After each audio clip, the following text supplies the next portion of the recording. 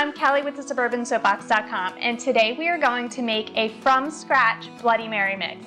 It literally takes just a few minutes of your time, and you can whip it up ahead of time for any of your favorite parties. This Bloody Mary mix is freezer-friendly, so you can even stash it in the freezer for impromptu get-togethers all year long. To get started, all you need are the following ingredients: tomato juice, horseradish, Worcestershire sauce, celery salt, celery seed, salt, pepper, a little bit of lemon, and my secret ingredient, orange juice and orange zest. Now, it's not traditional to have orange juice or orange zest in a Bloody Mary, but I feel like in the morning you want a little bit of a fruity flavor thrown in there, and I started experimenting with a little bit of orange juice in my Bloody Mary, and it is to die for. To start your Bloody Mary mix, first you're going to begin pouring your tomato juice into a pitcher or some type of container where you can store it overnight. For best results, be sure to make your Bloody Mary mix at least 24 hours in advance. It gives the flavors a chance to kind of mingle and mix and get married and have little flavor babies, but you definitely will have best results if you make it in advance. So I have a low sodium tomato juice here, and I chose low sodium because obviously there's less salt in it, and we're gonna be adding salt and Worcestershire sauce. So this recipe is best if you use a low sodium tomato juice. And you need about 23 ounces, so that's about half this container. And we're just gonna pour it in. Now, of course, if you wanna make a double batch, you certainly can do that. And if you like things a little more like tomato bursting flavor, then add a little bit more. Next, we're going to add a heaping amount of horseradish. I hate when I get a Bloody Mary at a restaurant and there's absolutely no horseradish. I feel like the horseradish is imperative in my Bloody Mary. So we're going to add about 6, maybe 7 huge tablespoons. My container's almost empty, so we're just going to put the rest in there. Next, we're going to add some Worcestershire sauce. And you want a hefty amount of that as well. And then we're going to add some celery salt. And maybe a couple teaspoons of that, depending on how much you like.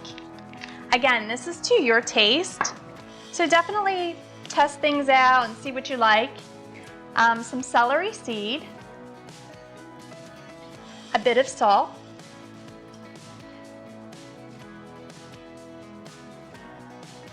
and now we're gonna zest some of the lemon. And I like to zest it first before I cut it in half. It just makes it a little easier to get the lemon zest off. And now we're going to zest the orange. And you want about 1 to 2 tablespoons of orange juice. If you don't want to use fresh squeeze, you certainly can use commercially bought orange juice, but you only need about 1 orange for this, so it doesn't take much muscle to squeeze out the orange juice. Now I'm going to add some Tabasco. And I like mine spicy, so maybe about 3 to 4 tablespoons.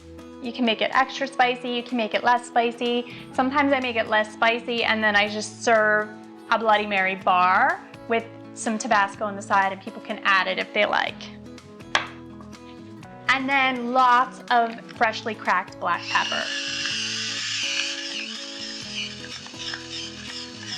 And then we're just gonna whisk it all together.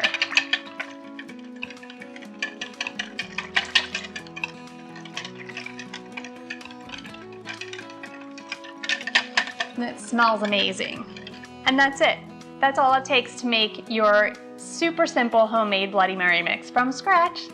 Now, to make a Bloody Mary from your Bloody Mary mix, I like to rim my glass with a little bit of lemon juice and then rim it with some celery salt. Fill your glass with some ice.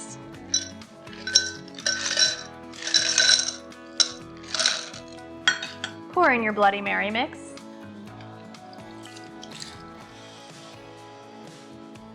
Top with a little bit of vodka. Give it a quick little stir.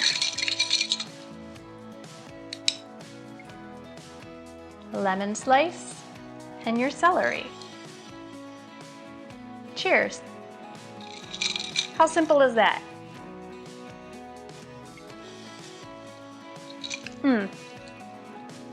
Refreshing, a little spicy, fruity, tangy, all the flavors you could ever want in the best Bloody Mary ever.